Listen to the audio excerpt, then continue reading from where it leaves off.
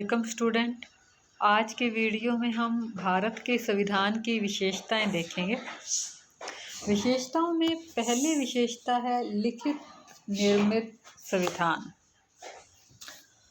लिखित निर्मित और सर्वाधिक व्यापक संविधान है। ये भारतीय संविधान की प्रमुख विशेषताओं में है, क्योंकि भारत के संविधान का निर्माण संविधान सभा के द्वारा किया गया और इसलिए ये निर्मित है और इसका अधिकांश भाग है वो लिखित रूप में है। तो यह लिखित है और विश्व का सबसे बड़ा है, क्योंकि जैसे हम अब देखते हैं कि यूएसए का जो संविधान है, यूएसए मतलब अमेरिका, उसके अंदर सिर्फ 7 अनुच्छेद हैं।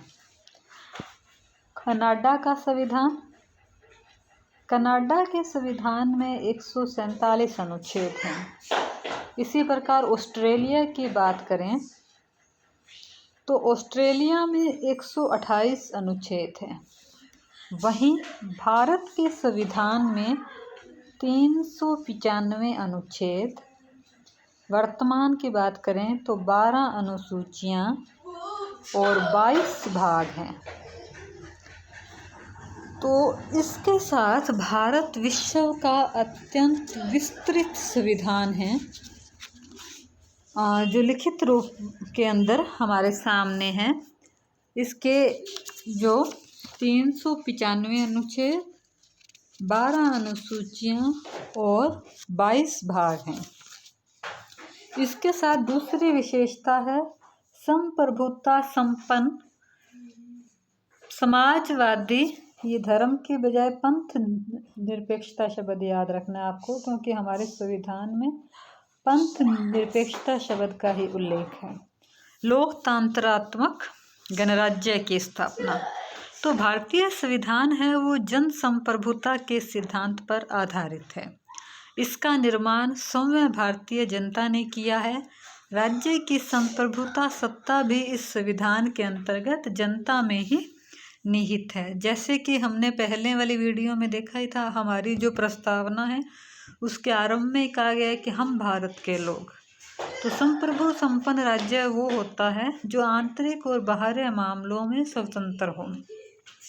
भारत है वो स्वतंत्र है। लोकतंत्रात्मकता की बात करें, लोकतांत्रिक गणराज्य की, तो लोकतांत्रिक गणराज्य का अर्थ है ऐसी सरकार जिसके संपूर्ण अधिकार जनता में निहित हों और जो जनता के लिए और जनता के द्वारा स्थापित हो।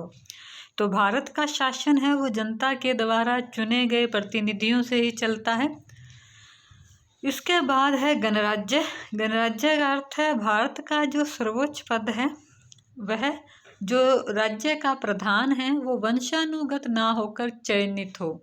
जो भारत के राष्ट्रपति हैं जो अप्रत्यक्ष रूप से निर्वाचित होते हैं। पंथ निरपेक्ष शब्द ये 42वें संविधान संशोधन से जोड़ा गया, जिसका अर्थ है कि जो किसी विशेष धर्म को राज धर्म के रूप में मान्यता प्रदान नहीं करता, वरन सभी धर्मों के साथ समान व्यवहार करता है। ये हमारे पंथ निरपेक्षता की विचारधारा है। समाजवाद है। समाजवाद की धारणा का अर्थ आर्थिक न्याय से है।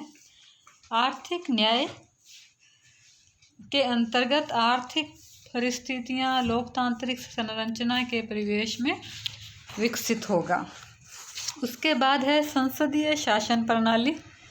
सरकार के दो कार्यपालिका और व्यवस्थापिका के संबंधों के आधार पर सरकार के 2 रूप होते हैं, संसदीय और अध्यक्षात्मक।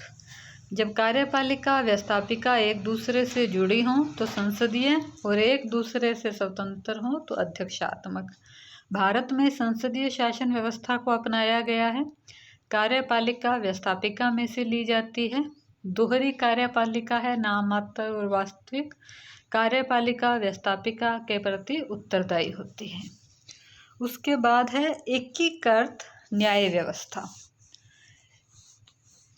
भारत के अंदर एक निष्पक्ष न्यायपालिका की स्थापना की गई है। भारत में संपूर्ण न्यायपालिका न्यायालयों का श्रेणीबद्ध संगठन है। भारतीय शासन व्यवस्था में संघात्मक शासन व्यवस्था है, शक्तियों का विभाजन है। इसीलिए न्यायपालिका की स्वतंत्रता और निष्पक्षता है वो होना बहुत जरूरी है। फिर है न्यायिक समीक्षा। भारत की जो न्यायपालिका है उसे न्यायिक पुनर्वालोकन या समीक्षा का अधिकार है, जिसमें वो कार्यपालिका और व्यवस्थापिका के द्वारा किए गए कार्यों की जांच कर सकती है कि वो संविधान के अनुरूप है या नहीं। मौलिक अधिकार और मौलिक कर्तव्य। भारतीय संविधान में मौलिक अधिकारों को शामिल किया गया है। ये नागरिकों और गैर नागरिकों दोनों को ही दिए जाते हैं। मूल अधिकार है क्या? मूल अधिकार उन अधिकारों को कहते हैं जो मनुष्य को अपने सर्वांगीण विकास के लिए दिए जाते हैं। मूल अधिकार का विचार है वो यूएसए से लिया हुआ है। भारत के संविधान के भाग 3 में मूल अधिकारों का वर्णन है। अनुच्छेद 12 से 30 और फिर 32 से 35 के मध्य मूल अधिकारों का उल्लेख है। और जो मूल कर्तव्य है ये भारत में बाद में जोड़े गए हैं 44वें संविधान संशोधन के द्वारा। मूल कर्तव्यों को समाहित किया गया और 10 मूल कर्तव्य हैं वो नागरिकों के लिए व्यवस्था की गई है। फिर है सहयोगी संघवाद। संघवाद का अर्थ है केंद्र व राज्यों में शक्तियों का विभाजन होगा। शक्ति विभाजन के आधार पर जो शासन के रूप हैं वो संघवाद कहलाते हैं। सहयोग का मतलब केंद्र व राज्य एक दूसरे के ऊपर सहयोग करते हैं, एक दूसरे की हेल्प करते हैं। राज्य के नीति निर्देशक तत्व हैं वो आयरलैंड से लिए गए हैं। इसका उल्लेख भाग 4 के अंदर है, अनुच्छेद 36 से 51 तक। तो जो नीति निर्देशक तत्व हैं ये संविधान के सामने आदर्श पेश करते हैं कि क्या लक्ष्य है। नीति निर्देशक तत्व के माध्यम से देश में कल्याणकारी राज्य की स्थापना होती है। इसीलिए ग्रेनविल ऑस्टिन ने इन सिद्धांतों को राज्य की आत्मा कहा है। लोकतांत्रिक विकेंद्रीकरण। लोकतांत्रिक विकेंद्रीकरण का मतलब जनता का शासन है, लेकिन इसके साथ ही साथ शक्तियां विभाजित भी हैं। जैसे हमारे देश में 3 तरह की सरकारें हैं, केंद्र सरकार, राज्य सरकार और स्थानीय स्तर पर स्थानीय शासन, जिसका उल्लेख संविधान के अनुच्छेद 40 जो नीति निर्देशक तत्वों में एक्ट 40 आएगा उसमें पंचायती राज की बात की गई है। 243 भाग 9 के अंदर स्थानीय शासन की व्यवस्था है, जिसमें नगर पालिका और पंचायती राज दोनों का है, नगरीय शासन के संबंध में भी। द्विसदनात्मक। भारत की जो संसद है उसके 2 सदन हैं, एक जनता का प्रतिनिधित्व करता है और दूसरा राज्यों का। जनता का प्रतिनिधित्व लोकसभा के द्वारा और राज्यों का राज्यसभा के द्वारा किया जाता है। लचीलेपन व कठोरता का मिश्रण। भारतीय जो संविधान है वो लचीलेपन और कठोरता का मिश्रण है। अब इसका निर्धारण कैसे होता है? संविधान की ये 2 श्रेणियां हैं, ये संशोधन के आधार पर होता है। अगर संविधान संशोधन सामान्य जो प्रोसेस है उसी से हो जाए तो इसका मतलब लचीला है।